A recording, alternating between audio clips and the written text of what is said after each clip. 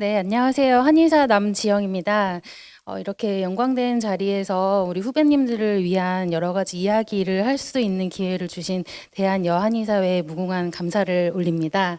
제가 이제 김영선 회장님께서 전화를 주셔서 이런 자리가 있다, 이야기를 좀 해줬으면 좋겠다라고 하시기에 저는 너무 평범하게 살고 있는 한의사고, 그냥 우리가 이제 로컬이라고 하잖아요. 그냥 로컬에서 이제 진료하고 열심히 살고는 있지만 너무 평범한데 제가 할 얘기가 있을까요? 이렇게 말씀을 드렸더니 사실은 이 임상가로서의 삶이 가장 평범하지만 가장 많은 라이프 스타일이다. 그래서 후배님들이 이런 부분에 대해서 가장 이제 갈증을 많이 느끼고 졸업하기 전에 후배님들은 특히나 더 막막하고 막연한 느낌 때문에 이런 부분에 대해서 얘기를 많이 듣고 싶어 할 것이다라고 말씀을 하셔서 이제 용기를 내서 제가 이 자리에 나오게 되었는데요. 부끄럽지만 제가 그래서 어떤 활동들을 했는지 쭉 이제 소개를 하기 위해서 정리를 하다 보니까 생각보다 제가 굉장히 한 일도 많고 지금 하고 있는 일들도 굉장히 많더라고요. 그래서 곰곰이 돌이켜 보니까 제가 2007년에 졸업을 했으니까 횟수로 벌써 이제 15년 차인 한의사이더라고요. 그런데 이제 지금 보면 제가 공부도 열심히 했고 또 이제 협회에서 일도 했었고 학술적으로도 이제 뭐 여러 가지 일들을 하고 있고 지금은 또 이제 저희 모교에서 대학원 강의를 출강을 하고 있고 또 저희 한의원이 네트워크 한의원인데요. 10개 지점이 있어요. 그 10개 지점의 대표를 또 맡고 있고 또 그중에 제주점 대표 원장인 이렇게 이력이 굉장히 많더라고요. 그런데 저도 시작이 있었겠죠. 지금 15년 동안 제가 뚜벅뚜벅뚜벅 걸어오다 보니까 요렇게 저의 경력도 생기고 후배님들을 위해서 이런저런 할 말들도 많이 생기긴 했는데 저가 이제 처음 시작할 때는 사실 이렇게 순탄치는 못했었거든요. 근데 이제 후배님들은 좀 더 편안하고 순탄한 시작을 이제 하시기 위해서 제가 좀 조언을 드릴 부분들이 있지 않을까 하고 생각하게 되었습니다. 네, 졸업을 앞두신 후배 여러분들, 새로운 시작을 앞두고선 두근두근한 마음도 있을 거고 막막하실 텐데요. 저의 오늘 이제 뭐 짧지만 이런 조언들이 도움이 되시기를 바랍니다. 누구에게나 시작은 있잖아요. 제가 아까 저는 이제 시작이 순탄치 못했다라고 말씀을 드렸는데 사실 졸업하기 직전까지만 해도 엄청 순탄했었어요. 본과 3학년 때부터 너 이제 부원장으로 와라. 이렇게 해주시는 한의사 선생님도 계셨고 학교에서도 조교로 오지 않을래? 뭐 이런 제안도 있었어요. 그런데 이제 저는 이미 네, 저를 불러주셔서 감사합니다 하고선 부원장 약속을 한 한의원이 있었기 때문에 뭐 이런저런 제안들을 죄송합니다 하고선 거절을 했는데 국가고시를 보기 전날 저의 멘탈이 붕괴되는 사건이 일어난 거죠. 그 해당 한의원에 어떤 일이 생겨서 이제 저를 채용하지 못하시게 된 거예요. 근데 그 소식을 하필이면 국가고시 전날 듣는 바람에 저는 턱걸이로 국가고시를 합격을 하게 됐고요. 그 뒤에 이제 학교로 가려고 해도 이미 조교 채용 시간은 끝났고 뭐 동아리나 기타 선배들을 통해서 갈 수 있는 부원장 자리들은 이미 다 다른 친구들로 마감이 되어 있었기 때문에 저는 이제 그 취업하는데 굉장히 어려운 첫걸음을 내딛기 시작했어요. 그래서 뭐 여차저차 여러 가지 뭐 복잡한 상황들이 있었는데 제대로 된 부원장 경험을 하지 못하고 그해 11월 말에 이제 개원을 하게 됩니다. 요즘 말로 이제 취원이라고 하죠. 그래서 이제 서울에서 비보험 위주의 이제 한의원을 하게 됐어요. 처음부터 그렇게 계획을 했었던 건 아니고요. 어떻게 한의원을 운영하다 보니까 비보험 위주의 한의원을 한 3년 정도 운영을 하게 되었고 중간에 이제 결혼과 함께 한의원을 제주도로 옮기면서 보험 치료 위주의 한의원을 10년 정도 하고 있는데요. 제가 뭐 어떤 인생의 계획을 난 이렇게 해야지 하고선 걸어온 것은 아니지만 그때그때 순간순간 닥쳐온 어려움이라든지 뭐 도전 이런 것들을 하다 보니까 이런 위치에 서게 되었고 그때그때는 저도 막막하고 굉장히 힘들었지만 두 군데에서의 한의원에서의 경험이 비보험 진료도 해보고 또 보험 진료도 많이 해보고 했기 때문에 후배님들께 다양한 경험을 말씀드릴 수 있는 자양분이 되었던 것 같습니다. 네. 이제 졸업한 다음에 진로가 뭐 여러 가지가 있죠. 저처럼 바로 개원을 하시는 분들도 계시겠지만 그런 경우는 이제 많지 않으실 거고 뭐 학교에 계속 계시거나 아니면 이제 뭐 공직이나 외국에 나가시는 분들도 계시겠지만 아무래도 가장 많은 거는 봉직, 뭐 인턴이나 부원장이나 때때로는 이제 뭐 요양병원 요런 데 취직을 하시는 경우가 굉장히 많으실 거예요. 근데 이제 미리 사전 질문을 받았었는데 뭐 개원에 대한 질문도 있었지만 뭐 취직을 하면 어떻게 해야 할 것인지 또 부원장으로서 내가 배우려는 마음가짐을 어떻게 가져야 할지 어떤 부분을 이제 배워야 할지 뭐 이런 질문들이 좀 많으셨거든요. 그래서 아무래도 가장 제가 초두에 말씀드린 것처럼 가장 많은 라이프 스타일이 이 봉직인 만큼 오늘은 이제 시간이 짧아서 봉직으로서 시작하기 위해서 준비할 부분들에 대해서 말씀을 좀 드려보고자 합니다. 네, 임상의라고 하잖아요. 우리가 뭐 보통 로컬이라고 하는데 로컬에서 우리가 한의사로서 일하려면 갖춰야 할 요건이 뭐 당연한 거예요. 환자를 치료하고 차트를 쓰고 환자를 관리하고 요 세 가지 부분. 그리고 만약에 여러분이 개원을 하시게 된다면 기타의 부분 있잖아요. 뭐 이제 직원 관리 그리고 뭐 사람들과 어떻게 만날 것인지 그리고 이제 우리가 국가로부터 의료보험에 적용을 받잖아요. 그래서 행정적으로 해야 되는 부분들이 뭐 보건소라든지 건강보험공단이라든지 심사평가원 등등과 할 일이 굉장히 많거든요. 그런 행정적인 부분 그리고 내가 비용 처리를 하고 세금을 내고 뭐 직원분들 급여를 준다든지 뭐 이런 회계적인 부분 그리고 되게 자잘자잘하게 한의원을 하다 보면 맥가이버가 된다라고 하는데요. 설비 이런 것들이 있을 텐데 이런 것들에 대해서 이제 관심을 가지고 궁금하신 분들은 저한테 따로 뭐 이메일이나 연락 주시면 제가 답변을 드릴 거고요. 일단 위에 세 가지를 좀 보실게요.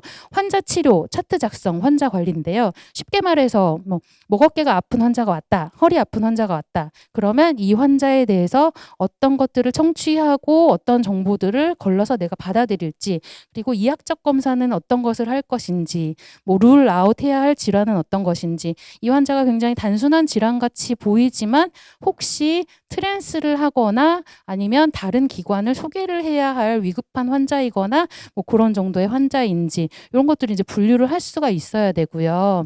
그리고 이제 분류를 한 다음에 이 환자를 내가 치료하기로 결정했다라고 하면 환자 치료 계획을 세워줘야 하거든요. 근데 여러분들 지금 이제 학생이시기 때문에 이런 부분에 대해서 사실 실질적으로 생각하시기가 굉장히 어려워요. 교과서에는 뭐 이런 케이스들이 많이 나오지 않기 때문에 그래서 병원 실습을 한다든지 할 때 이런 교수님들이 치료하시는 과정이나 인턴 선생님, 레지던트 선생님들 치료하시는 과정을 좀 유심히 실질적으로 좀 보시는 게 좋을 것 같고요. 기회가 되신다면 여러분들 주변에 믿을 만한 선배님들 그리고 내가 좋아하는 선배님들 한의원에 찾아가셔서 참관하시는 거를 좀 권해드리고 싶어요. 그래서 실제로 내가 임상에 투입이 되었을 때 이 환자를 어떻게 치료를 하고 끌고 나갈 수 있을 것인지를 미리 좀 연습을 해보시는 게 좋겠고요. 차트 작성도 굉장히 중요하거든요. 여러분들 지금 차트 작성을 해보실 일은 별로 없잖아요. 근데 뭐 병원에 가면 숙제로 나올 수도 있고 아니면 여러분들 스스로 해보실 수도 있거든요. 이게 차트라는 거는 나를 보호하는 수단이기 때문에 말이 아다르고 어다르고 굉장히 그래요. 그래서 객관적인 자료 평가들 우리가 막문문절하고 여러 가지 이학적 검사한 부분들 이 환자의 치료 예후 이런 것들 써놓는 것도 굉장히 중요하고요. 나를 방어할 수도 있는 환자와 있었던 일들 이런 것들 기록하는 게 굉장히 중요하거든요. 그리고 이제 심사평가원이라든지 이런 기관에 보낼 때 적용되는 행정적인 관점들 이런 것들을 통합적으로 고려를 해야 되는데 이런 것들은 말로만 들어서 알 수 있는 부분은 아니라서 병원 실습이나 아까 제가 말씀드린 선배님들 한의원 참관을 좀 적극적으로 응용을 하시는 게 좋을 것 같아요. 뭐 이렇게 하시다 보면 환자 치료율도 높아질 거고 치료 만족도 높아질 건데 사실 이제 초보적인 한의사 예비 한의사들이 생각할 부분은 환자 치료와 차트 작성 요거 연습이 좀 많이 중요할 거라고 생각이 되고요. 여러분들 사전 사전 질문에 그래서 인턴 레지던트를 하는 게 좋을지 어쩔지 요런 질문도 있었는데요. 저는 이제 뭐 개인적인 선택입니다만 인턴 수료 정도는 하시는 게 좋지 않을까라고 추천을 드리고 싶어요. 물론 이제 막바로 임상에 투입이 돼서 진료를 잘 하시고 차트도 잘 작성을 하시고 그리고 한의원도 회사잖아요. 회사 생활 잘 하시는 분들도 많겠지만 아무래도 이제 부원장으로 취업하는 것은 교육받는 것이라기보다는 회사원으로 취직하는 것에 가깝다 보니까 수련을 할 수 있는 기관에서 좀 배우고 나오시면 좀 취직하기에도 유리하고 내가 사회생활과 그리고 의료기관 생활을 하는데도 굉장히 편안할 수 있기 때문에 전문의까지는 고민이 되신다 하더라도 인턴 정도는 좀 마치시면 도움이 되지 않을까 하는 게 저의 개인적인 소견입니다. 그리고 사전 질문 중에 뭐 일반 한의원을 가는 게 좋을까요? 뭐 특화 한의원을 가는 게 좋을까요? 뭐 이런 질문이 있었는데요. 한의사는 누구나 대부분 특별한 경우를 제외하고는 누구나 언젠가 개원은 하잖아요. 그래서 개원을 하기 위해서는 일반 한의원과 특화 한의원을 둘 다 경험을 해보시는 걸 전 추천을 드리고 싶어요. 왜냐하면 일반 한의원은 굉장히 다양한 환자층을 보거든요. 그러니까 어쨌든 대표 원장의 선택인 거죠. 어떤 환자층을 보고 어떤 환자에 집중을 할 것인가. 그래서 나는 좀 1차 의료기관으로서의 본분을 다하고 싶어서 여러 다양한 환자층을 볼 것이다라는 한의원이 일반 한의원일 건데요. 그런 일반 한의원들에서 익힐 수 있는 거는 다양한 환자를 볼 수가 있고 또 부원장을 채용할 수 있을 만한 한의원은 굉장히 바쁠 거잖아요. 이제 밀어닥치는 환자들 속에서 이 환자들을 잘 분류하고 빨리빨리 진료를 해서 환자에게 도움이 되는 최적의 방법을 찾아내는 그런 스킬들을 익힐 수가 있거든요. 그런데 반면에 이제 특화 한의원에서는 특정 환자 그룹을 치료하기 때문에 보다 전문적이고 깊은 치료에 대해서 공부를 해볼 수 있고 내가 시도를 해볼 수 있다라는 장점이 있고요. 또 그렇다면 특정 환자층만 보게 되면 내가 너무 거기 매몰되는 게 아닐까요라고 생각할 수 있는데 환자는 사람이잖아요. 사람의 반응은 굉장히 다양하고 무궁무진하기 때문에 그 같은 환자 그룹 안에서도 굉장히 다양한 반응들이 있거든요. 그 반응들을 대처하는 형식을 통해서 또 폭넓은 경험을 하실 수 있기 때문에 일반 한의원과 특화 한의원을 두 군데 다 경험을 해보시는 게 좋겠다라고 생각이 되고 어느 쪽을 먼저 이제 취업을 하실지는 개인적인 선택이 되시겠죠. 그리고 이제 제가 이제 처음에 취업이 잘 안 돼가지고 부원장 경험 없이 개원을 해서 이것저것 열심히 하다 보니까 이렇게 지금 부원장님이 4분이나 계시는 한의원의 원장이 되었지만 저도 고생을 굉장히 많이 했거든요. 그래서 가능하면 좀 부원장이라는 경험을 해보시고 개원을 하시는 게 좋지 않을까라고 생각하는 입장인데요.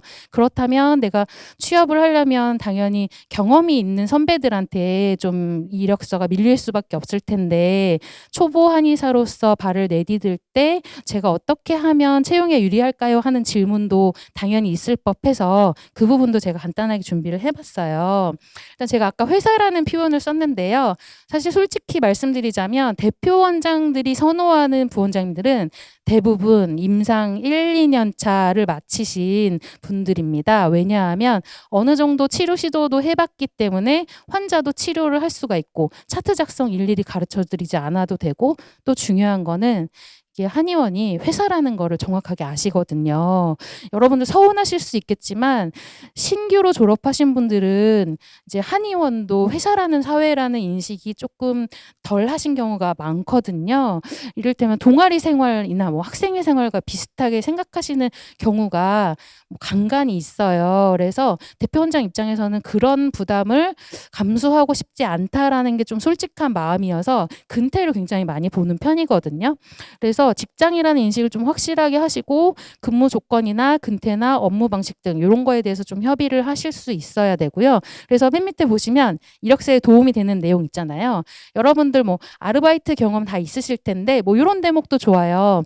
제가 학생 이제 졸업했을 이제 졸업했기 때문에 임상 경험이 없는 거는 이력서 받는 측에서도 당연히 다 알거든요. 그래서 굳이 그런 것들을 지어내시거나 포장하실 필요 전혀 없으시고 학교 다닐 때의 경험을 바탕으로 내가 구직자 입장에서 구인하는 사람에게 매력적인 이력서를 만들면 되는 건데요.